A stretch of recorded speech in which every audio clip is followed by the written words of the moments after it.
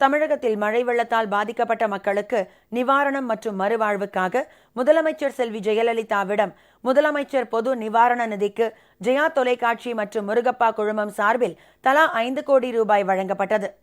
முதலமைச்சர் செல்வி ஜெயலலிதாவிடம் சென்னை தலைமைச் செயலகத்தில் தமிழகத்தில் மழை வெள்ளத்தால் பாதிக்கப்பட்ட மக்களுக்கு நிவாரணம் மற்றும் மறுவாழ்வு பணிகளை மேற்கொள்வதற்காக முதலமைச்சரின் பொது நிவாரண நிதிக்கு ஜெயா தொலைக்காட்சியின் சார்பில் திருமதி பிரபா சிவகுமார் 5 கோடி ரூபாய் வழங்கினார்.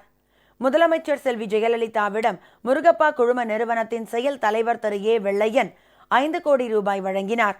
தமிழகத்தில் மழை வெள்ளத்தால் பாதிக்கப்பட்ட மக்களுக்கு நிவாரணம் மற்றும் மறுவாழ்வுக்காக மொத்தம் 10 கோடி ரூபாய் முதலமைச்சரின் பொது நிவாரண நிதிக்கு முதலமைச்சரிடம் அளிக்கப்பட்டது.